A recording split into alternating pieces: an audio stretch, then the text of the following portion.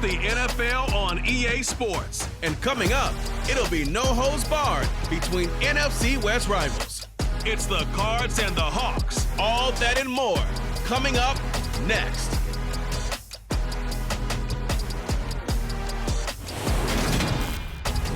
We are in the Pacific Northwest as we get set for football at Lumen Field here in the Soto District of Seattle. Today, we've got a good NFC matchup on tap between the Arizona Cardinals and the Seattle Seahawks.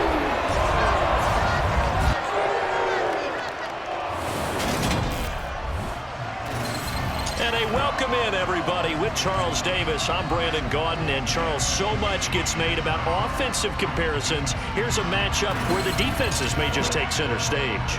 Yeah, we're usually talking about guys scoring touchdowns. How about the guys who prevent them and change the momentum of the game when they take the ball away? I love those ball hawks in the secondary. People after my own heart.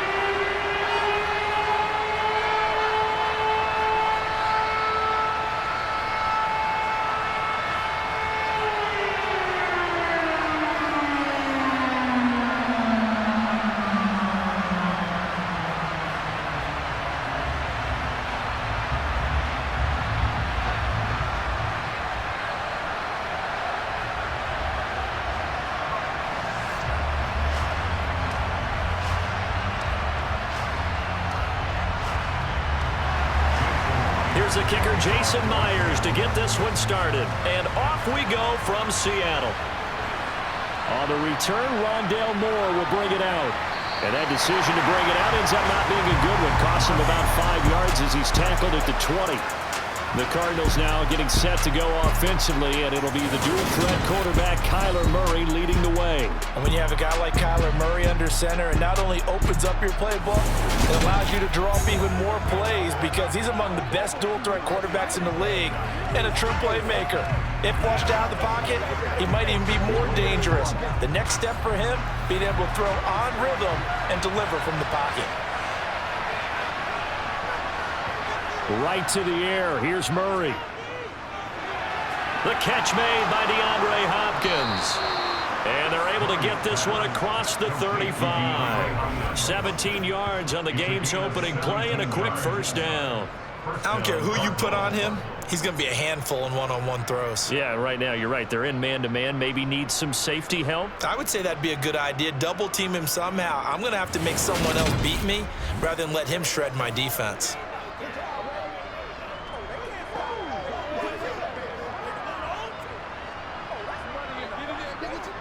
One play has him to the 37 here for 1st and 10. First carry for James Conner. And they will only muster a yard here to the 38. That felt like a trap because it looked to me like the opposing front was on that play from the get-go. They had everyone crashing the ball carrier before he even made the line, and they hold him to just a yard.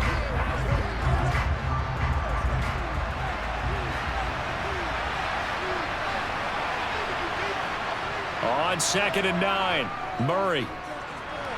And this will be swung out here for Conner. And he'll be taken down as that will take us to the end of the first quarter of play. No score after one on EA Sports.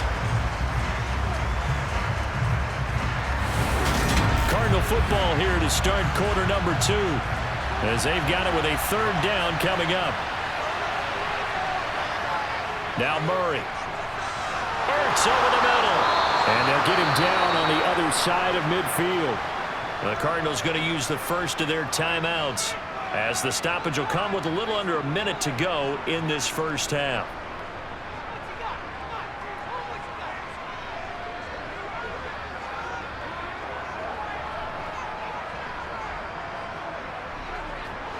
Could we get a touchdown in this first half after all? It's 1st and 10. To throw is Murray. forced out to his left.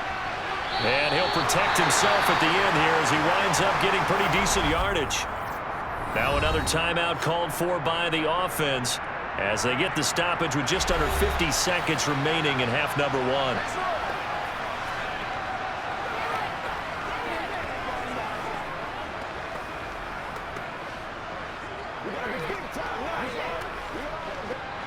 Line of scrimmage, the 43 on 2nd and 4.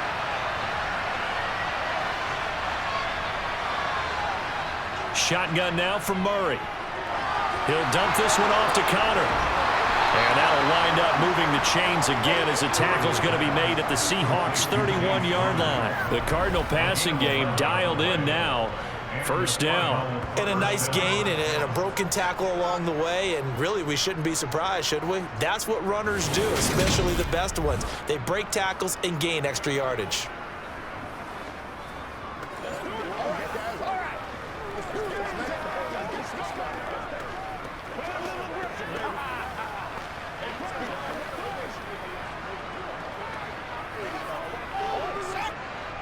Line of scrimmage, the 31 now on 1st and 10. To throw, it's Murray. Throw left side, complete. That's Hopkins. The Cardinals forced to burn their 3rd and final timeout as they stop it with 16 seconds to go in half number one.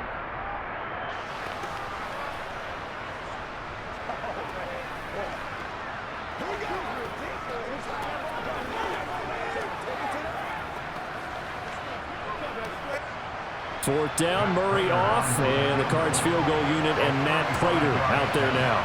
This just a 35-yard attempt from the left hash. And the 38-year-old vet able to split the uprights. And we have action on the scoreboard just before halftime. It's 3-0. So a nice drive on the road. You come in, you take the ball down, you get 3 points. Yeah, points are a must on an opening drive, right? So they moved it down efficiently, got it done. I think that bodes well for their chances moving forward in this one.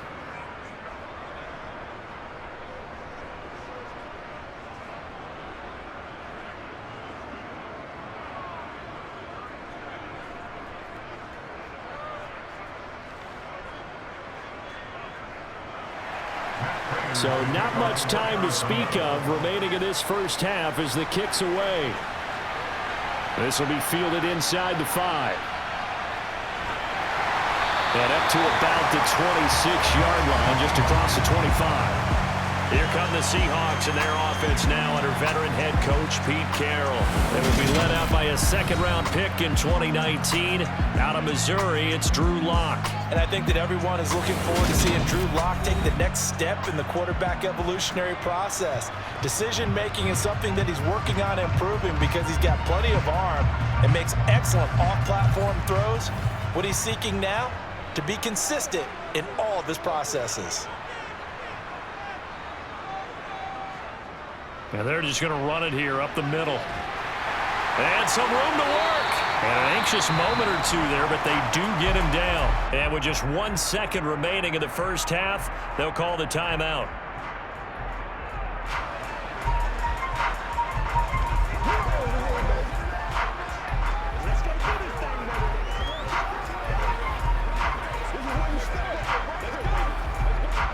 The big play to start him out has him at the 45 already. A final shot before half for Locke. He'll fire one downfield for Fant. And it's incomplete. Took a shot, couldn't connect. So we've hit halftime. Just a field goal separating these two teams at the break. As we'll send you back over to Orlando with our EA Sports Halftime Report, here's Jonathan Coachman. Okay, Brandon, thanks very much. Back to you guys in a bit. But first, we welcome everyone to our EA Sports Halftime Report. First order of business, though. Let's get a look at the next-gen stats in that first half for Arizona. And it was a tricky half to figure out numbers-wise. They've got the lead, but you'd figure they're definitely talking about ways to get this passing game back on track. Meanwhile, for the Seahawks, we check on their numbers on the ground in the first half, as they know they'll need to be better to overcome this halftime deficit. Okay, Coach, thanks as always. This one's still anyone's game as we welcome you back for quarter number 3.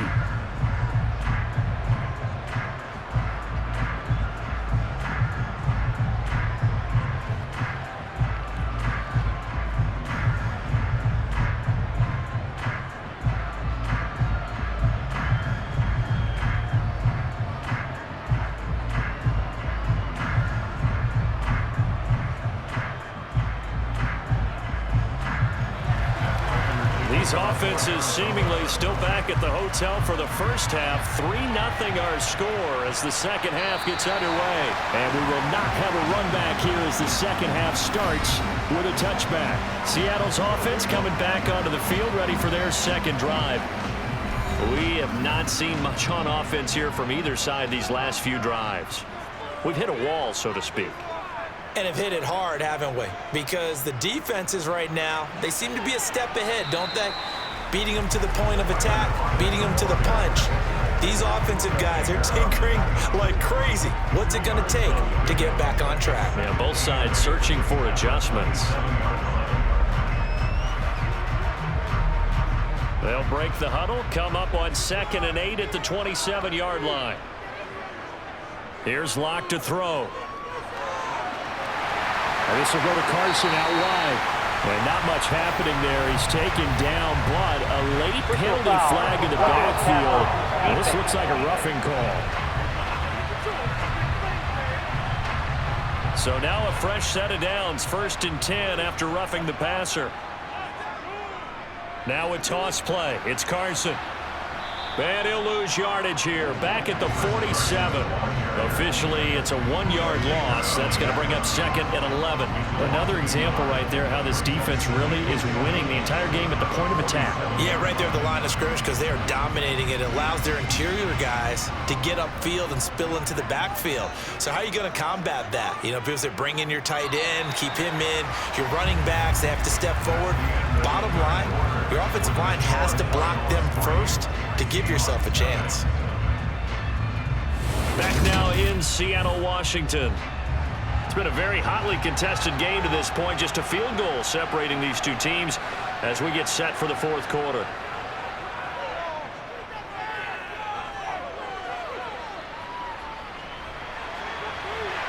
And that catch is made here by Tyler Lockett. And he is out of bounds, but not before he's inside the 30. That one covers 24 yards. It's a 1st down. And here we are in the 4th quarter, partner, and watch them drive for what would be a go-ahead touchdown. And you and I both know this is where you need a quarterback who can keep his cool back there. Not just for himself, but to keep the rest of the team relaxed too.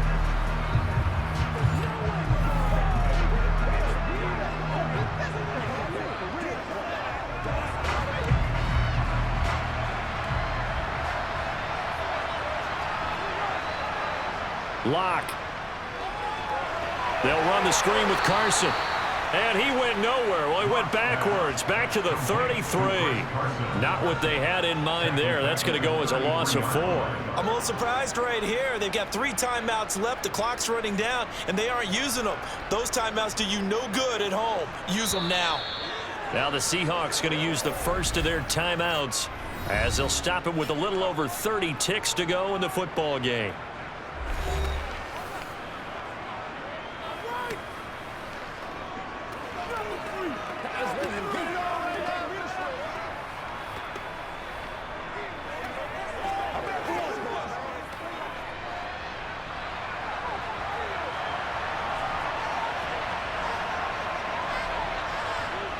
Now Locke. That's complete to a speedy wideout Goodwin. And he's going to be out down inside the 20 of the 15.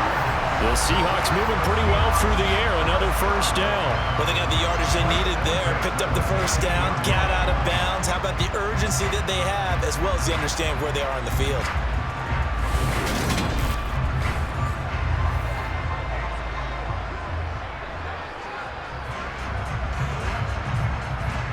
Line of scrimmage, the 15. It's 1st and 10.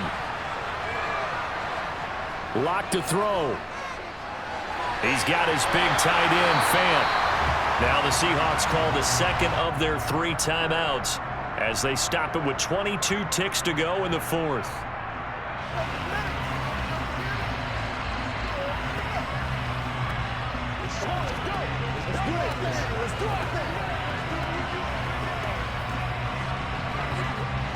Five yards remain on 2nd down. This is Carson. And he's going to be brought down just shy of the 5 at the 6. It's a 5-yard gain, but they'll still be a yard short here with third down now looming. Now a timeout called for by the offense. That'll be their third and final stoppage here as we step aside.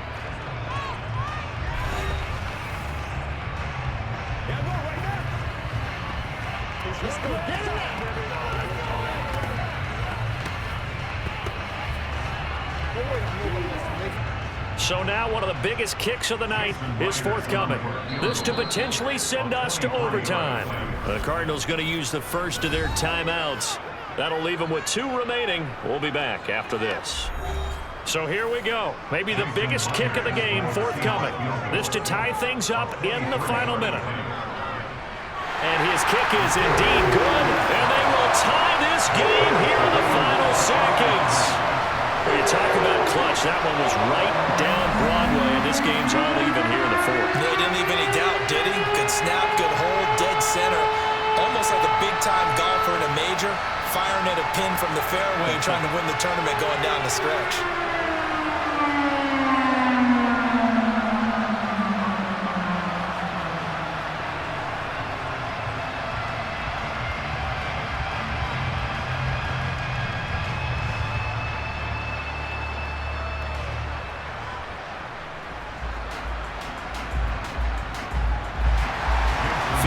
All we've had so far, 3-3 now as the kick is away.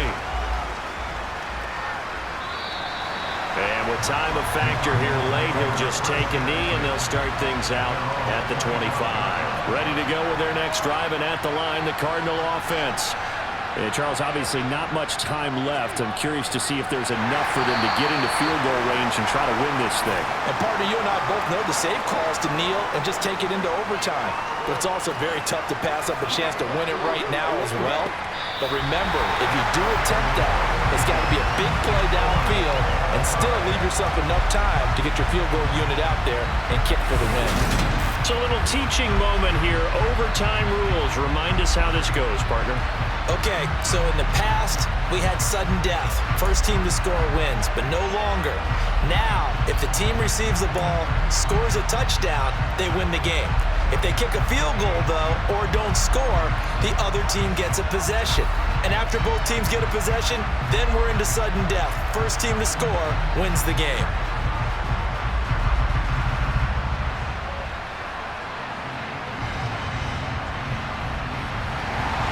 So it's the Seahawks who are going to get the first crack at things. They'll possess it to start things off here in overtime. Fielded just outside the goal line. And he will make it back to the 15, and that's it. Good coverage there by the kick team. And out now come the Seahawks. All set up for him right now, Charles. Opening possession of overtime. They've got the football. They also obviously have this home crowd behind them in a big way.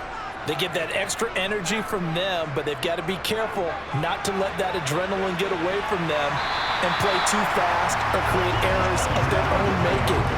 Use that energy, embrace it, but make sure they channel it the right way. They've got a chance to go downfield, score a touchdown, and end this game.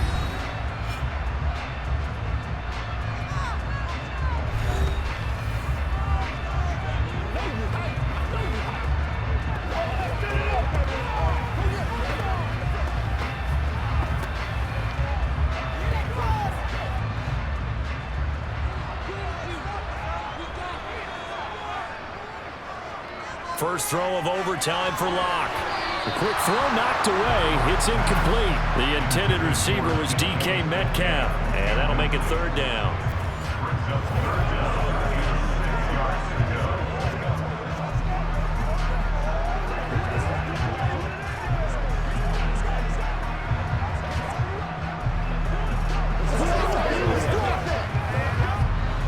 They are in need of 6 yards here if they hope to move the chains.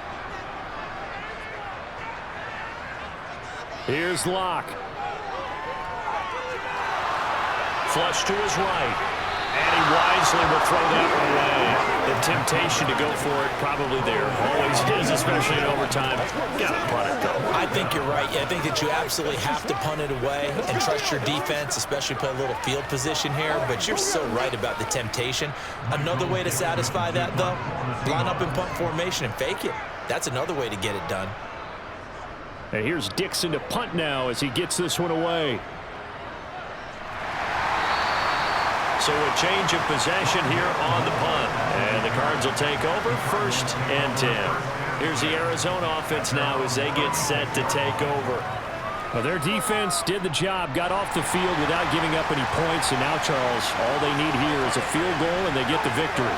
Yeah, and this is the way I love overtime. I'm one of those really, really old school guys that like sudden death right from the beginning. But we've got it now because any points wins the game. On defense, get a safety, a pick six, fumble return, you can win it as well. So I'm really looking forward to this series and see how both sides play it.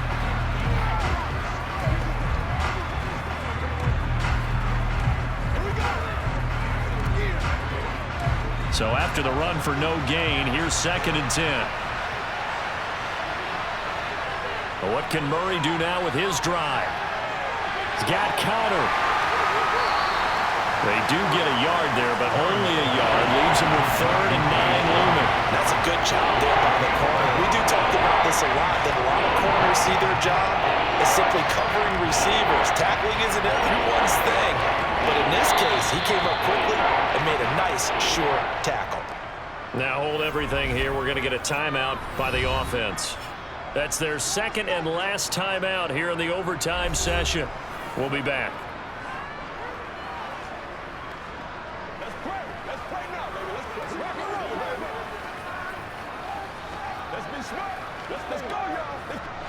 It'll be a nickel look here for the Seahawks on 3rd down. There's Murray. Eluding the pressure right. And he will hustle out of bounds. That stops the clock. But, boy, that's just a very minimal gain.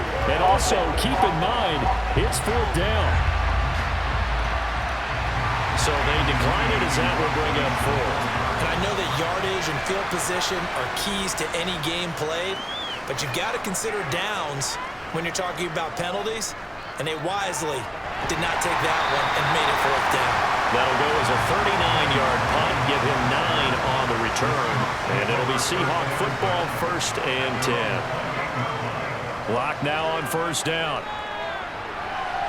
He hits his target, Lockett. And he gets this to the other side of midfield across the 45 before going out.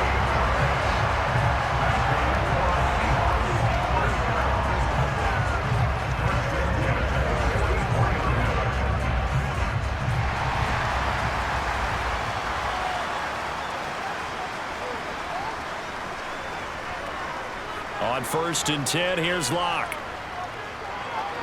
And that's off the mark, incomplete. One overtime. How about 2? We need another. We're still even. We'll switch sides and have that 2nd overtime in just a moment. So now 2nd and 10 after the incompletion on 1st down.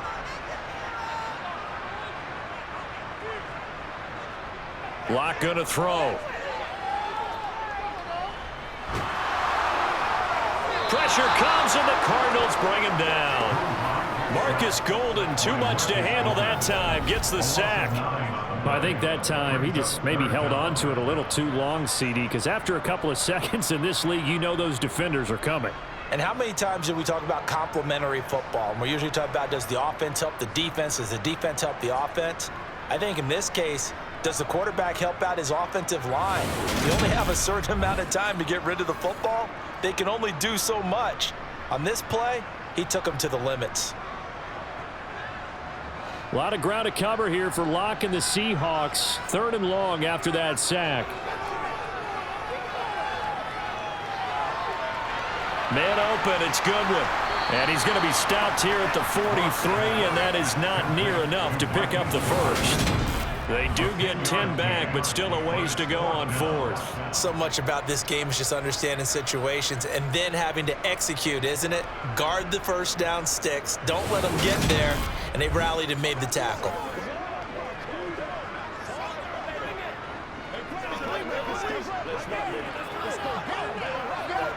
Now here's Michael Dixon. And in double overtime, this needs to be a good one. And now where will the side judge stop his walk? That's the question. He says it crossed out of bounds at about the 17-yard line. Ready to go with their next drive, and at the line, the Cardinal offense.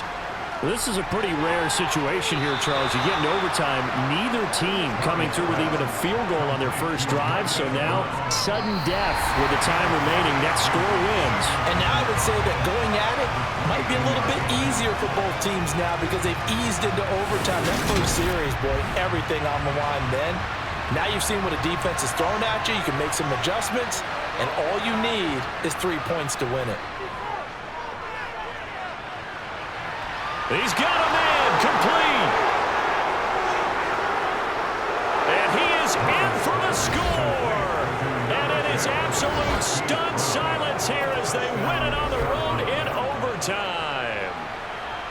Well, you never know what you're going to expect when you come to the stadium to call a game. Sometimes you get good ones. Sometimes you get bad ones. Sometimes you get great ones. And that's what we had here. What an exciting finish on that last big play. And I think that as we look at it, when you're talking about a great finish, which went along with a game that obviously was dramatic because we did get into overtime, what type of play calls do you have left? What have you not shown? Or what have you made an adjustment to what you've worked out all the way through is going to give you the play we saw to win the game? Because I know everyone's thinking that was something that they just drew up. It might have been something they've been working on, and now they got the right matchup.